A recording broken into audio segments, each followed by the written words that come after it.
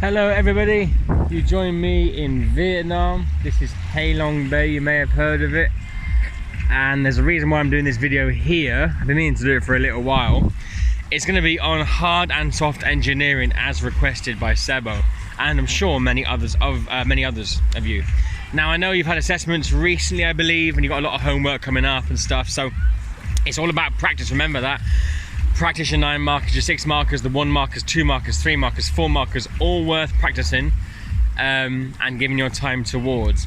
In terms of engineering, now I'm on the coast because it can happen on the coast. There's different reasons why, I'll show you those in a second, but also rivers.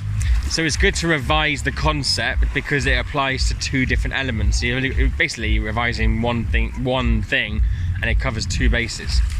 So engineering is a management strategy, okay? It's what you do to protect something in terms of engineering strategy. So, that being said, if I look behind me on this beach here, look, you can see that there's not very many things, but there's buildings through there, some houses, there's like a concert venue over there, a bar here. Basically, there's assets that have economic value, things that have monetary value that need protecting. Now, in the UK, there's the same kind of thing. By rivers, there's the same kind of thing. In London, for example, by the embankment, in central London, you've got Big Ben, you've got London Eye, loads of touristy sites like that need protecting from the river, whereas these need protecting from the coast, the waves. Now, you can do that in 2 different ways. Hard engineering or soft engineering. Remember it this way: if something's been built, if something is artificial, man-made, if it's been built, it is hard engineering. Anything else is soft engineering, okay? So for example, a sea wall, that wall wasn't there originally, it's been built, it's hard engineering. A groin that sticks out into the sea, that's been built, that's hard engineering. A dam, that's been built, hard engineering. Or anything that's been built to protect something, protect an asset from a river or a coast, is hard engineering, okay? Now, each different example, whether it be a sea wall, whether it be a dam, whether it be an embankment, whatever it may be, has different pros and cons, and it's up to you to make flashcards for those. Normally they're very expensive, normally they're very damaging to the environment, normally they are very intrusive, but on the good side, normally they work for quite a while. Maybe they're very effective normally, and they do the job they are there to do. Excuse me. If you look at soft engineering, it's basically ways of managing the coast/river without building anything. So, if for example you plant trees, you've not built anything there.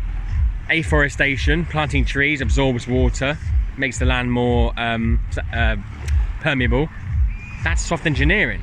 If you retreat the coastline back 40-50 yards, that's soft engineering.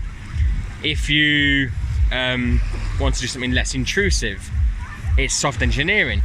So that's the way to remember them, and again, they have their pros and cons. And a very easy way to revise this is that normally they're the opposite of hard engineering. So I told you that sea walls and dams and stuff are very expensive. Usually soft engineering is cheaper. I told you that hard engineering is very intrusive on the environment. Soft engineering isn't. I told you, however, that hard engineering works very well and for a long period of time and is very efficient. Soft engineering doesn't work as well.